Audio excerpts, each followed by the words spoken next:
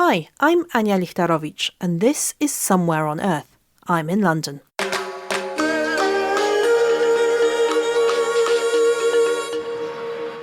It is Tuesday, January the 27th, 2026. Welcome to the Global Tech Podcast. Coming up today. This week we track how technology is reshaping power, politics and everyday life.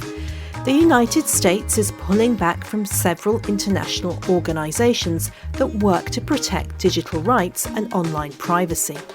Washington says these groups are wasteful, ineffective and in some cases harmful to US interests. But critics warn the move could weaken global efforts to keep the internet open and secure. At a time when censorship, mass surveillance and cyber threats are growing worldwide, experts argue international cooperation has never been more important. They say when big players step away, it's not governments that feel it first, it's ordinary users whose data, speech and safety online become harder to protect. So as countries rethink their role in shaping the internet, we're asking, who leads the fight for digital freedoms next? Our second story shows just how fragile democracy online may already be. Leading researchers are warning about the rise of so-called AI swarms, armies of human-like artificial agents that can quietly infiltrate social media, mimic real people, and influence political opinion at scale. These aren't obvious bots. They use slang, join communities, post irregularly, and learn how to persuade without being detected.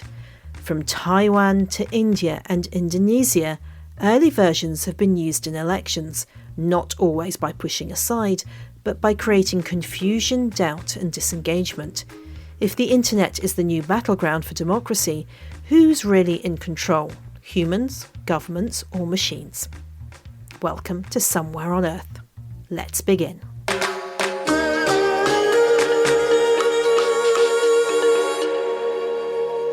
So it's been a very busy week for the US administration, with the world watching and listening to what President Trump would say next. But over the past few weeks, the United States has quietly withdrawn from several international organisations that work to protect digital rights and online privacy. Officials say the groups are wasteful, ineffective and in some cases harmful to US interests. But digital rights experts are warning the move could weaken global efforts to keep the internet open and secure. They argue the US stepping back sends the wrong signal at a time when censorship, surveillance and cyber threats are growing worldwide. Critics say cooperation between countries is essential to protect free expression online, and without it, everyday users could be the ones to lose out. So, as governments rethink their role in shaping the internet, the question remains, who will lead the fight for digital freedom next? Sam Woodhams, VPN Managing Editor at Tech Radar, has been following the story and told me more. So earlier this month, Trump's administration withdrew from 66 different international organisations that were pretty wide-ranging, from UN treaties on climate change, several groups working on international conflict resolution and gender inequality. And within those, nestled within those 66 international organisations were several groups that work towards promoting internet freedom. So there's the Freedom Online Coalition, which is a group of about 40 different governments that work to promote digital rights and internet freedoms, as well as the Global Forum on Cyber Expertise, which works to build up cyber resilience and cybersecurity awareness. Why do you think he did this? So it's part of a kind of broader trend. I think we've seen over the last couple of years the US pulling back from international organizations and generally multilateral cooperation. It's all under this kind of guise of America first. But I think ironically, a lot of these kind of initiatives and the withdrawal from these groups actually could end up undermining America's interests domestically and internationally. But in a press release, Marco Rubio said that these groups were now dominated by progressive ideologies and criticised them on grounds like that. Do you think these reasons hold up when it comes to internet freedom and digital security? What are the issues that could now impact the US, do you think?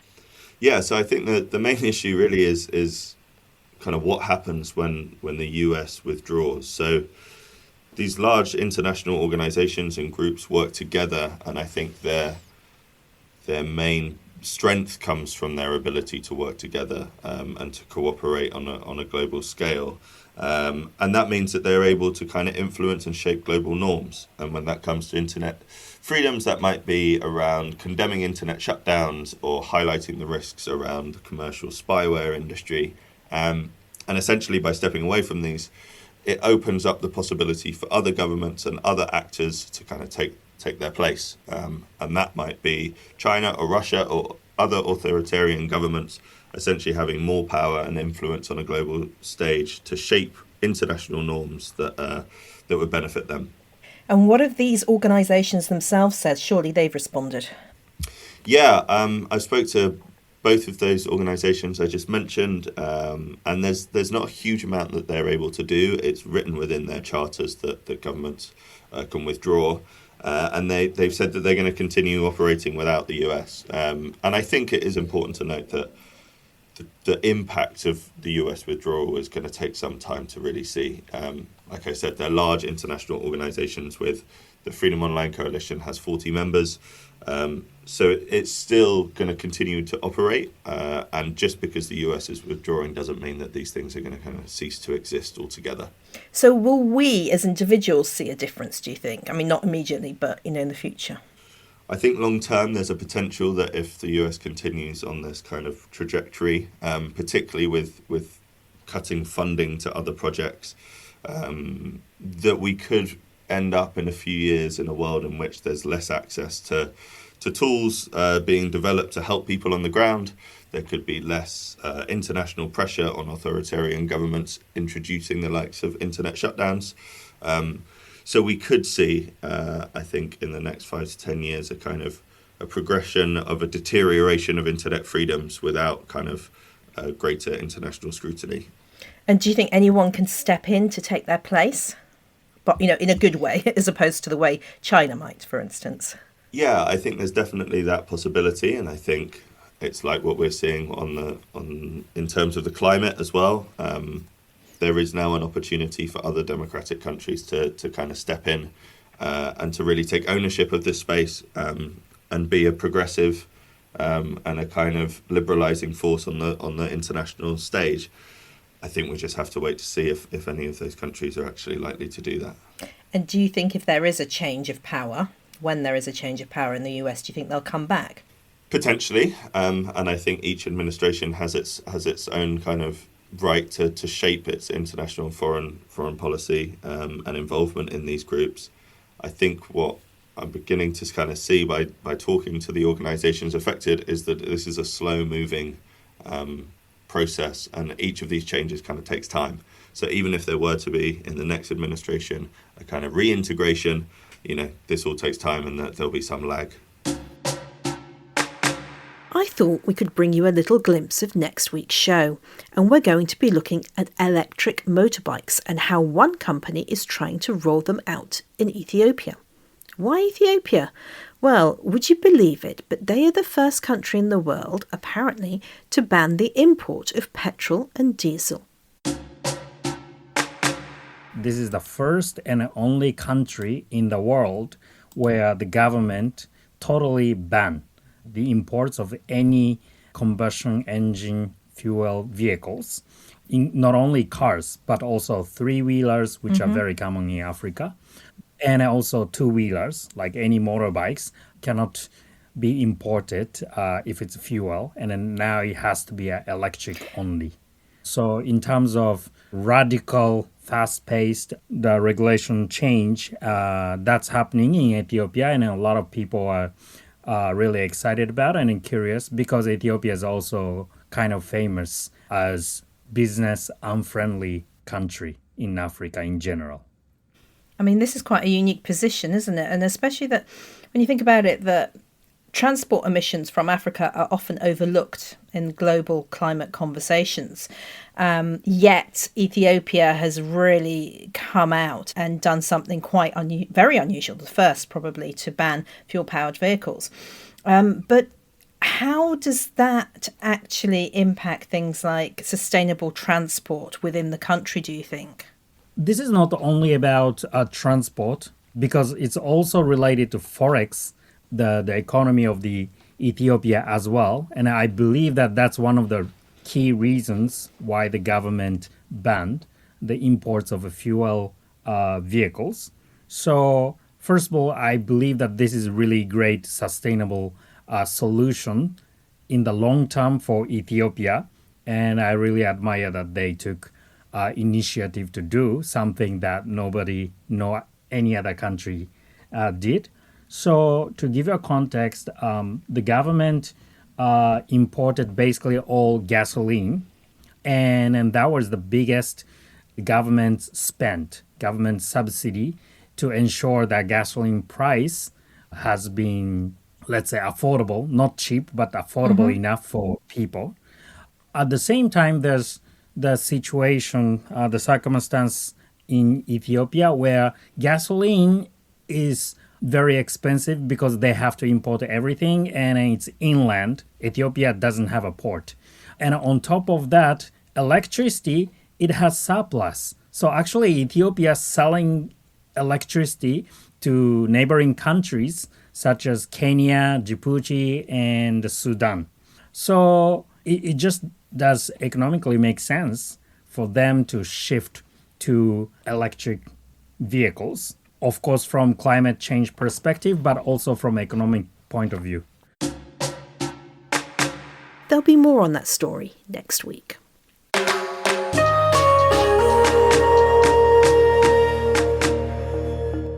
You're listening to Somewhere on Earth, the global tech podcast. Now we'll move on to a new threat emerging in global politics, and it's not coming from armies or missiles, but from artificial intelligence. We've reported already on how AI can be used to sway our political opinions, but a major tech development could really change democracy as we know it. A group of leading experts from Harvard, Oxford, Cambridge and Yale are warning that political leaders could soon deploy AI swarms, massive networks of human-like artificial agents, to quietly reshape public opinion online. They aren't simple bots. They can talk like us, use slang, post at odd hours, join online communities, and slowly influence people without being noticed. The fear is that future elections could be manipulated at scale, persuading citizens to accept cancelled votes, question results, or simply disengage from democracy altogether. We've already seen early versions of this in places like Taiwan, India and Indonesia, where AI-driven accounts flood social media platforms with unverified information, confusion and emotional pressure rather than obvious propaganda. So how real is this threat? How easy is it to build an AI army? And what can governments, platforms and us ordinary users actually do to defend democracy in an age of synthetic voices? Dr. Daniel Schroeder is from SINTEF, a private research institute owned by the Norwegian government. He spoke to me from Oslo. There's quite a lot of signs that these things are about to happen. But an AI swarm compared to these older and more traditional bots, which were very much copy-paste bots, their behavior was not very human-like. They would repeat the same messages again and again. They were kind of easy to detect. AI swarms are backed by technologies like large language models and agents, so they could very much adjust and adapt to the personality and the personal preferences of a specific user, and that with cheap costs. And this is most important. The swarm aspect is practically a lot of these bots collaborating and negotiating strategies that allow them to convince you from all perspectives of the networks. So they are capable to understand and explore a network together, meaning understanding the network structure. Network science, there's something like centrality measures. It means like how central a person in a network is. There's different of those, but one could be just a follower count or something like that. So these swarms can decide to rather approach a very central, very viral person in a network and convincing 10,000 others, so to speak, right? I mean, it literally lives up to its name, doesn't it? I kind of imagine a swarm of insects and the amount of destruction, the impact is absolutely massive, and it can be very quick as well. So at the moment, you're saying it's theoretical, but how close do you think we are to seeing these AI swarms? It's very difficult to say how close we are to these super intelligent things, but the first steps, the first signs are already there. You've written this paper in Science, and there is a concern you raise there about they could pose a threat to democratic elections. That's absolutely true, right? Because there's something like the wisdom of crowds effect. So it's rather when you have a lot of people, they are like together smarter than certain individuals, right? Because the idea is their opinion would even out somehow, right? When you would ask a group of people how expensive is this house, some would rather underestimate and some would rather overestimate the price, right? But the average would somehow match. So this is the same with consents. And when you synthetically produce consents through these swarms, like this backbone of democracy would not work anymore. And that was our concern. Explain to one of our listeners how this might impact them and might impact the way they vote. It's just about the synthetic consents. So suddenly you're surrounded by many artificial personas that somehow mimic consents or could also mimic the opposite, right? Polarization, for example. And influence your ability to actually make individual decisions. That's the danger there. But I can imagine that a political party could take this and generate a mass amount of AI swarms that are just pushing and pushing and pushing content to you that inevitably will influence the way you think because you're seeing it all the time. And that sounds to me like something that is incredibly manipulative. That's probably true, right? So like every actor, not just political parties, could in theory deploy these swarms and repeat and repeat. However, they would compete for your eyeball time, so to speak, right? So you can imagine when there's like so many of them, it actually boils down to seeing only a few of them, so to speak. But you're absolutely right. Repetition is probably one strategy these agents could choose to manipulate public opinion, right? And this is only one of many. So we claim in the paper that they would be capable to infer psychological properties of individuals, for example, from online social media content, and develop custom strategies for individuals. And this is way more dangerous, in my opinion, than having just this slurm, just like you're exposed to all the time, because this is actually understanding you and convincing you with the way you think about certain things. So will this target me as an individual? Will it adapt itself to my way of thinking and my social media? So the answer to that is yes. So there's quite some research from the previous years. One particular paper I have in mind that convinces individuals that a conspiracy theory is not a conspiracy theory. So the study was built in a way that a certain amount of people was asked if they believe, for example, in the Kennedy shooting or in flat Earth theories, things like that, and then the LLMs would talk you out of this conspiracy over several rounds, and this process includes understanding the way you argument and the way you think, right, and exploiting this particular way. Yes, we are there. And you mentioned the US 2028 election. How much do you think AI swarms may impact that? This is very difficult to say because we're just seeing the first signs of these campaigns. However, technology is developing so fast, and these things become cheaper and cheaper. AI inference becomes cheaper and cheaper. We must expect that in the 2028 election, at least as a possibility. And with this paper, we very much would like to get attention and to research these things.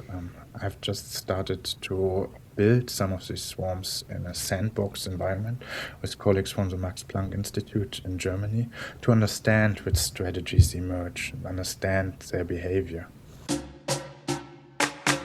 Daniel Schroeder is one of the lead authors of How Malicious AI Swarms Can Threaten Democracy, which was published in the latest edition of Science. The rest of the author list reads like a who's who of AI research, to be honest, and the article makes for sobering reading. There will be more of Daniel in the Pod Extra version of the show, where he will be sounding a more positive note, so do please subscribe if you've not done so already. Please search pod.fan Somewhere on Earth podcasts. Go to the page and subscribe.